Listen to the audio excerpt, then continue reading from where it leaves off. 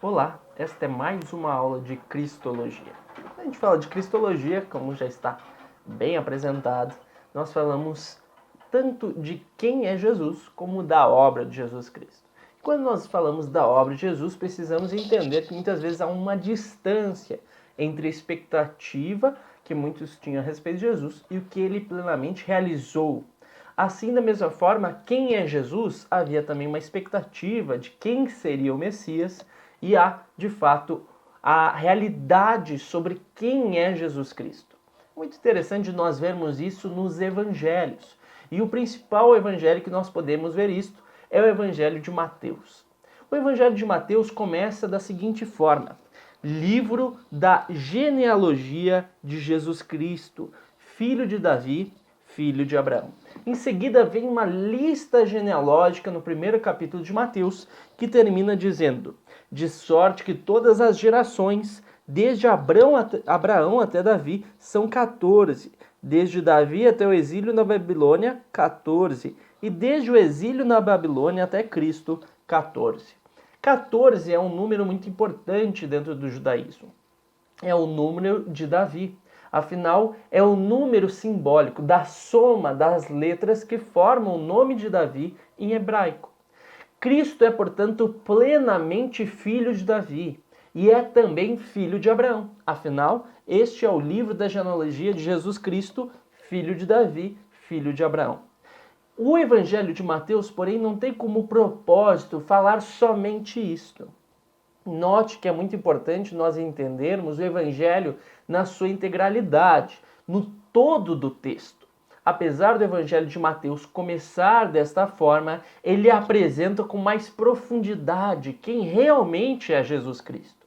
Ele começa com esse elemento porque era isto que os judeus esperavam. É isto que os judeus já sabiam a respeito do Messias. Que o Messias seria filho de Abraão, ou seja, seria um judeu, e seria um filho de Davi, ou seja, iria herdar a realeza davídica como estava anunciado e prometido. Mas Jesus, o Cristo, o Messias, era alguém ainda maior. Não era somente filho de Davi e filho de Abraão, mas era também filho de Deus. Filho do Deus vivo, o Deus de Abraão, Isaque e Jacó, o Deus de Davi, o Deus que fez todas as coisas. Por isso, no Evangelho de Mateus, nós vemos, já no capítulo 3, João Batista pregando aos judeus e lembrando a eles que ser filho de Abraão não é grande coisa. Mais importante é Deus, pois Deus pode suscitar até das pedras filhos a Abraão.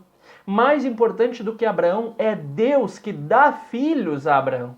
Afinal, foi através do poder de Deus que Abraão pôde ter seus filhos. Através do poder de Deus, Abraão teve uma descendência. Mais importante do que Abraão é o Deus da promessa a Abraão. Mas além disso, nós vemos também o próprio Jesus Cristo fazendo uma pergunta em Mateus 22 e perguntando: que pensai vós do Cristo? De quem ele é filho? E a isto respondem a ele dizendo: filho de Davi. E Jesus então lembra como pode o Cristo, sendo filho de Davi, ser chamado de Senhor pelo próprio Davi. E traz ali um texto profético messiânico. Jesus mostra que o Messias, ou seja, ele mesmo, não é somente filho de Davi. Ele não deveria ser pensado somente desta forma. É um título, claro, que lhe é devido. Ele é, sim, filho de Davi, filho de Abraão, mas não é somente isso. Jesus Cristo é, como Pedro anuncia profeticamente, entendendo da parte do Espírito Santo, como o próprio Jesus nos mostra, Pedro diz, em nome dos discípulos, quem é o Cristo. E de fato, nós vemos em Mateus 16, Jesus perguntando aos seus discípulos quem o povo diz que eu sou. E depois Pedro dizendo quem ele entendeu já que Jesus é. Tu és o Cristo, o Filho do Deus vivo. Assim nós entendemos que o Evangelho de Mateus não é somente o Evangelho voltado aos judeus para convencê-los, Mais do que isso, o Evangelho de Mateus serve também aos cristãos de origem judaica para entenderem que Jesus Cristo não é somente o Messias naquilo que eles esperavam. Jesus Cristo é o Messias, é o Cristo, muito para além do que muitos imaginavam. Jesus Cristo é o próprio Filho de Deus, ele é o próprio Deus encarnado. E mais do que isso, Jesus Cristo oferece a filiação divina aos outros. No Evangelho de Mateus, nós vemos aqui sendo apresentada a oração do Pai Nosso. Uma oração que Jesus ensina aos seus discípulos, a qual começa: Pai Nosso que estás no céu. Jesus Cristo, o único que é realmente Filho de Deus, o único que pode de fato chamá-lo de Pai, nos ensina a juntos chamarmos Deus de Pai, a juntos entendermos que somos filhos de Deus. E ele não ensina Pai meu, ele ensina Pai nosso, porque esta filiação divina é aberta por Jesus Cristo, o Filho unigênito de Deus, o Filho primogênito de Deus, que nos permite sermos seus irmãos na filiação divina. Este é o ensino do Evangelho de Mateus, um ensino progressivo, um ensino com um aprofundamento.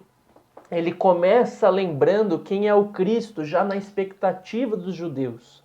Jesus como filho de Davi, filho de Abraão, alguém de uma descendência específica, mas depois nos mostra a realidade espiritual de Jesus, algo muito mais profundo, que Jesus Cristo é o próprio Filho de Deus e mais, que Jesus Cristo é o próprio Deus Filho. Jesus não é somente filho de Davi, Jesus não é somente filho de Abraão. Ele é muito maior do que Davi, muito maior do que Abraão, muito maior do que qualquer outra pessoa. Ele é o próprio Deus. Esta mensagem precisa ser compreendida. O Evangelho de Mateus, ele busca não somente ser utilizado na pregação aos judeus, mas ele busca nos lembrar, a nós que cremos em Jesus Cristo, busca nos lembrar quem realmente é Jesus. Jesus não é somente o Messias, Jesus é o Filho de Deus que encarnou, que se fez carne, que veio à humanidade a fim de redimi-la, de salvá-la.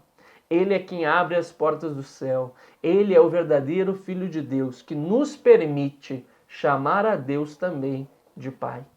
É Ele quem nos faz entender, através da compreensão de quem é Ele, quem nós também podemos ser. Ele nos faz compreender que nós também podemos nos tornar filhos de Deus, como a gente percebe não somente neste Evangelho, mas também em outros Evangelhos, como ainda veremos.